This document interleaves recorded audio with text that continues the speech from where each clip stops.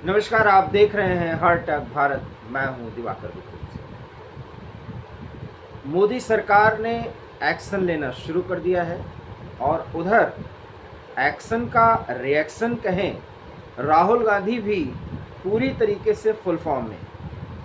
चुनाव जीतने के बाद दोनों ब्लॉक अर्थात इंडिया अलायंस और एनडीए दोनों अपनी अपनी भूमिका का निर्वहन करने का एक तरीके से खाका तैयार कर रहे हैं, क्योंकि संसद का एक ऐसा सत्र जिसमें सभी सांसद आएंगे और वो वोट लेंगे और एक भूमिका बनेगी और उसके बाद मोदी 3O की जो अग्नि परीक्षा होगी वो वो सत्र जो जुलाई में शुरू होगा और वो मानसून सत्र होगा, उसमें पता चलेगा कि वास्तव में मोदी सरकार कितनी मजबूत है और इंडिया अलायंस अर्थात राहुल गांधी के नेतृत्व में जो कुछ भी एक नैरेटिव सेट किया गया था अप्रैल के बहुत पहले और अप्रैल में वो पूरी तरीके से कागजों पर भी नहीं बल्कि ज़मीन पर होता हुआ दिखा, उसकी पूरी परख हो जाएगी। पूरा भरोसा हो चुका है राहुल गांधी को कि ये सरकार चलेगी नहीं, इस सरकार को गिरना है और इसीलिए वो एक के बाद एक ऐसे बयान दे रहे हैं जिससे ये साबित हो रहा है कि जो वो पहले कहा करते थे चुनाव प्रचार के दौरान कि पूरे देश में केरोसिन फैला हुआ है, बस एक दिया सलाई की ज़रूरत है। अब वो दिया सलाई राहुल गांधी लेकर के घूम रहे हैं, उत्तर भारत से लेकर के दक्षिण भारत तक, और कहाँ वो दिया सलाई में वो तिली निकलेगी और आग जल जाएगी, ये फिलहाल नहीं कहा जा सकता, क्योंकि राहुल को ये कहा जा रहा है कि बहुत उड़िए मत, फूक फूक करके कदम रखिए, लेकिन राहुल है कि मानते नहीं। उनका अंदाज 99 सीट पाने के बाद यही है कि भावी प्रधानमंत्री के रूप में वो हैं और उन्हें होना भी चाहिए इस खुशफहमी में, क्योंकि वो प्रधानमंत्री बने या ना बने, लेकिन लोकसभा में जब कार्रवाई शुरू होगी, जब सत्र शुरू होगा संसद का, तो नेता विपक्ष के रूप में वो आसीन होंगे और नेता विपक्ष की जो भूमिका है वो कितनी गंभीर और महत्वपूर्ण है ये बताने की ज़रूरत नहीं है, लेकिन राहुल गांधी को शायद ये समझना होगा। लेकिन उनका जो स्टेटस है वो एक कैबिनेट मंत्री के बराबर है, तो वो सुविधाएं भी वो अवेल करेंगे। हालांकि वो कैबिनेट मंत्री को कुछ भी नहीं समझते, क्योंकि वो प्रधानमंत्री से नीचे की बात सोच नहीं पाते, लेकिन राहुल गांधी को सोचना होगा कि आज तक वो सरकार के स्तर पर या शासन में रहने का उनका कोई अनुभव नहीं है। एक छोटे से पद से लेकर के प्रधानमंत्री तक की यात्रा भले वो करना चाहें, लेकिन अभी कोई वो पद नहीं संभाले। ये जरूर है कि वो वरिष्ठ सांसद हैं और कांग्रेस पार्टी के पूर्व अध्यक्ष हैं, और हो न हो इस चुनाव में जो संपन्न हुआ, सरकार तो वो नहीं बना पाए, लेकिन अब कोई पप्पू उन्हें नहीं कह रहा है, वो पप्पू थे भी नहीं। ये तो एक नैरेटिव गढ़ा जाना, ये मजाक उड़ा जाना, जो कम से कम एक गंभीर व्यक्ति को ऐसा नहीं करना चाहिए। लेकिन राहुल गांधी कुछ कम नहीं है। चुनाव खत्म हो गया है, लेकिन जब वो वायनाड पहुंचते हैं तो उनका जो अंदाज है बातचीत करने का, वो अभी भी उत्तर भारत को दक्षिण भारत से लड़ाने का है। मैंने फिर इस बात का इसलिए जिक्र किया कि वो वहाँ मलयाली खाना पीना, मलयाली वेशभूषा, भाषा और इसके साथ ही साथ तमिल वेशभूषा और तमिल भाषा और उनके खान पान को लेकर के बड़ी बातें कर रहे हैं।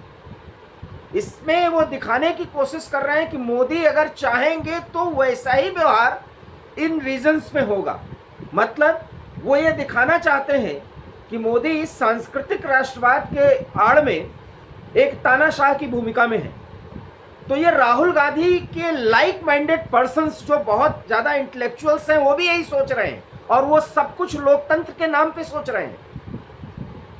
यही विडंबना है, क्योंकि उनके नज़रिए में ऐसा सोच लेना ही देश के लोकतांत्रिक ढांचे को मजबूत करना है। लेकिन राहुल गांधी लोकतंत्र की आड़ में अराजकता का जो खेल खेल रहे हैं, शायद वो जान ही नहीं रहे कि वो कर क्या रहे हैं, और इसीलिए मोदी चुप है। क्योंकि मोदी 3-0 का जो कार्यकाल है उसमें सख्त फैसले लिए ही जाने हैं और सख्त फैसले के लिए ही ये सरकार जानी जाएगी। मैं फिर इस बात को दोहराऊंगा, सरकार चाहे जितने दिन की रहे, और यही जान लीजिए ये इंडिया अलायंस कहती रहेगी बस बस बस अब सरकार गिरी, और सरकार और मजबूत होती जाएगी। और इस तरीके से लग तो यही रहा है कि ये जो क्रियाकलाप है ये 2029 तक तो कम से कम विपक्ष में बैठने के लिए ही इंडिया अलायंस को मजबूर करती रहेगी। ये और बात है कि इंडिया अलायंस मजबूती के साथ संसद से लेकर के सड़क तक अगर सचमुच में वो विपक्ष की भूमिका में आना चाहते हैं तो सरकार के लिए मुश्किलें खड़ा करेंगे। लेकिन जैसा कि मैंने थंबनेल में ही कहा है कि मोदी चुप क्यों है, राहुल जान करके चौंक जाएंगे। क्योंकि मोदी अभी इसलिए बहुत चुप है और इसलिए वो दिखा रहे हैं कि सचमुच में इंडिया अलायंस ने उनको बड़ी चोट पहुंचाई। वास्तव में ऐसा है नहीं। मैं शपथ ग्रहण से पहले जो बात कह रहा था, वीडियोस हमारे चैनल हार्ट टॉक भारत पे जाके देख सकते हैं, और आज भी मैं वही बात दोहरा रहा हूं कि मोदी को ये जरूरत ही नहीं है कि वो कितना मजबूत है या कितना कमजोर है, क्योंकि ये वो सोचता है जिसको सरकार में रहना उसकी मजबूरी है। मोदी एक लैंडमार्क को पार करने के बाद एक नया माइलस्टोन खड़ा करना चाहते हैं, ताकि भारतीय राजनीति में, स्वतंत्र भारत की राजनीति में जवाहरलाल नेहरू के बाद इस देश की राजनीतिक दशा और दिशा को बदलने के लिए कितना कुछ आगे जाना चाहिए, ये मोदी माइलस्टोन खड़ा करना चाहते हैं। इसलिए जितना भी ये समय होगा वो मोदी के बड़े फैसलों के लिए जाना जाएगा। एक बार फिर नोट कर लीजिए। इसलिए एक तरफ मोदी का शपथ हो रहा था और दूसरी तरफ 72 घंटे, शपथ से लेकर के 72 घंटे के भीतर में जम्मू रीजन में 4 आतंकी हमले होते हैं। इसका भी कारण मैंने आपको बताया।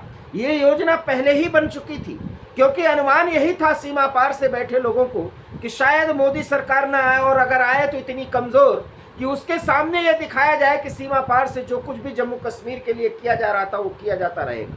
लेकिन जब मैं आपसे आज बात कर रहा हूं तो यकीन मानिए, गृह मंत्री अमित शाह के नेतृत्व में जो हाई लेवल मीटिंग होती है उसमें जम्मू रीजन से तो आतंक को खत्म करना ही करना है। पूरे जम्मू कश्मीर रीजन से आतंकवाद को खत्म करने का एक टारगेट फिक्स कर लिया गया है, और इसके तहत कहां कहां किस स्तर पर कार्रवाई होगी इसकी चर्चा कतई नहीं करनी चाहिए, क्योंकि यह देश से जुड़ा हुआ मुद्दा है। लेकिन मैं संकेत रूप में इतना जरूर कहना चाहूँगा कि आने वाले समय में मोदी के कुछ ऐसे फैसले होंगे जिसमें 400 सांसदों का सहयोग मिल न चाहते हुए भी मिलेगा। इसलिए आप समझ सकते होंगे कि वो मुद्दा क्या हो सकता है, और जम्मू कश्मीर से जुड़ा हुआ मुद्दा है। इसलिए समझिए और इस पर कमेंट करिए। खैर, ये बात तो है ही है और संकेत में हमने आपको बोल ही दिया।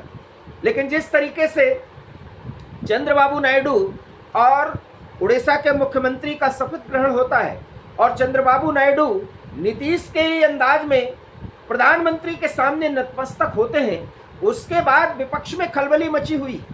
ये तो एक राजनीतिक, आप कह सकते हैं, औपचारिकता निभाने का ये जो तरीका है जिसमें भारतीयता की झलक है, जहां बड़े छोटे की इज्जत की जाती है, वो भाव यहाँ दिखता है। वो चंद्रबाबू नायडू और मोदी के बीच में दिखा, वो केमिस्ट्री दिखी, जिसको लेकर के ये कहा जा सकता है कि लोकसभा अध्यक्ष को लेकर के भारतीय जनता पार्टी और चंद्रबाबू नायडू के बीच में कोई तल्खी और तनाव की स्थिति आनी ही नहीं है। ये आप नोट करके रखिए। हालांकि इसमें खेल करने या खेल दिखाने की कोशिश इंडिया अलायंस का हर नेता कर रहा है, और अब तो संजय राउत जैसे नेता भी अपने आप को राजनीति का चाणक्य साबित करने में तुले हुए हैं। राउत साहब ये बयान देते हैं कि अगर चंद्रबाबू नायडू चाहें और अपना कोई उम्मीदवार खड़ा करें तो इंडिया अलायंस पूरी तरीके से टीडीपी के उस उम्मीदवार को लोकसभा अध्यक्ष के लिए समर्थन देने की सोचेगी ही नहीं, बल्कि देने पर पूरी तरीके से सामने आ जाएगी, उस पर अंतिम मुहर लगा देगी। अब किस हैसियत से उन्होंने ये बात कही है तो वो जाने, और क्या इतनी हैसियत संजय राउत की हो चुकी है। शायद अभी वो कांग्रेस की राजनीति का तौर तरीका नहीं जानते हैं। बहुत जल्दी संजय राउत और उनकी टीम महाराष्ट्र की राजनीति में कांग्रेस के द्वारा किनारे कर दी जाएगी। लेकिन ठीक है, अभी इंडिया अलायंस मजबूती दिखा रही है, दिखाना भी चाहिए और दिखाने का उनका हक भी है। लेकिन ये बात कुछ भी नहीं होने वाली है। बहुत सहमति के साथ लोकसभा के अध्यक्ष का भी चुनाव संपन्न हो जाएगा और मोदी जिसको चाहेंगे वही लोकसभा अध्यक्ष बनेगा, आप देख लीजिएगा। और मोदी किसको चाह रहे हैं, चंद्रबाबू नायडू की उसमें कितनी बड़ी सहमति होगी, ये भी आने वाले समय में आपको पता चल जाएगा। और इसका अंदाजा आप इसी से लगा सकते हैं कि जब मैं आपसे ये बात कर रहा हूं तो राजनाथ सिंह के घर पर एनडीए की एक मीटिंग चल रही है जिसमें मुहर लग जाएगा कि लोकसभा में लोकसभा अध्यक्ष कौन होगा, ये तय हो जाए। तो यहाँ पर कोई भी न तो तल्खी है न किसी तरह की समस्या है, लेकिन इंडिया अलायंस इस तरह की स्थिति को दिखा रहा है, बता रहा है। और इसी बीच प्रधानमंत्री बनने के तत्काल बाद ही G7 जैसे मंच पर प्रधानमंत्री अपनी पूरी धाक और साख और धाक दोनों जमा के आए हैं। और शायद इसका अंदाजा इसी बात से लगाया जा सकता है कि इटली के प्रधानमंत्री जॉर्जिया मेलोनी भी एक वीडियो एक्स पर पोस्ट करती हैं, सोशल मीडिया पे जो वायरल हो रहा है, मेलोडी टीम। और उसमें मेलोडी टीम का मतलब और मायने समझिए कि इटली और भारत पूरे G7 के वो देश जिसमें भारत एक स्थायी सदस्य नहीं है उनका, लेकिन उस 7 बड़े देशों का जो पूरे विश्व की अर्थव्यवस्था में बहुत बड़ी भूमिका निभाता है, 45% से अधिक की जिसकी भागीदारी है, उसमें भारत एक पूर्णकालिक सदस्य न होने के बावजूद इतना महत्व पा रहा है। तो ये प्रधानमंत्री की वैश्विक हैसियत क्या है ये बताने की ज़रूरत नहीं है, क्योंकि ये एक तरीके से उनकी तारीफ हो जाएगी। लेकिन मेलोनी ने, जो कि होस्ट थी G7 की इटली में जिन्होंने किया अलुपिज़ा में, उन्होंने ये दिखा दिया कि किस तरीके से भारत की ताकत आने वाले समय में बढ़ने वाली है। और G7 के वो सारे देश भारत के साथ एक ऐसे व्यापारिक, आर्थिक और सामाजिक रिश्ते में अपने आप को जोड़ने जा रहे हैं जिसमें एक बड़ी ताकत के रूप में भारत उभरेगा। क्योंकि 5 ट्रिलियन इकोनॉमी और दुनिया के बड़े देशों में इंफ्रास्ट्रक्चर के मामले में भारत अपनी मजबूती दिखाने का स्पष्ट नज़रिया पेश कर चुका है, इरादा स्पष्ट कर चुका है। इसलिए उसमें अस्पष्टता की बात कोई है ही नहीं। लेकिन देश में इंडिया अलायंस कुछ ऐसा साबित करने की कोशिश कर रही है और राहुल गांधी सांस्कृतिक राष्ट्रवाद का मजाक उड़ाने की कुछ ऐसी कोशिश कर रहे हैं जिसमें वो घूम तो रहे हैं दिया सलाई लेकर, लेकिन दिया सलाई लेकर के कब उन्हें एक जगह बैठने को मजबूर हो जाना पड़ेगा, शायद इसका अंदाजा उन्हें नहीं लग रहा है। और इसीलिए मैं कह रहा हूं कि राहुल जब तक उत्साह में घूम घूम कर अपनी छोटी सी सफलता को लेकर के उछल रहे हैं, तब तक मोदी चुप हैं। और इस चुप्पी के दौरान राहुल को सही दिशा देने की कोशिश मोदी कब कर देंगे, इसका अंदाजा आप सहज लगा सकते हैं। रही बात सरकार कितनी मजबूत है, कितनी कमज़ोर, मोदी के शपथ लेने के बाद जो भी फैसले हुए हैं, जो कुछ भी किया जा रहा है, आपको ये भी अनुमान लग रहा होगा कि वास्तव में मोदी न तो झुकेंगे, न रुकेंगे, न ठहरेंगे। उन्होंने जो वायदा किया है वो पूरा करने की हर पुरजोर कोशिश करेंगे। आप हमारी बात से सहमत हो तो वीडियो को लाइक करिए, शेयर कीजिए। हमारे चैनल हार्ट ऑफ भारत को प्लीज़ सब्सक्राइब करिए। बहुत बहुत धन्यवाद। नमस्कार।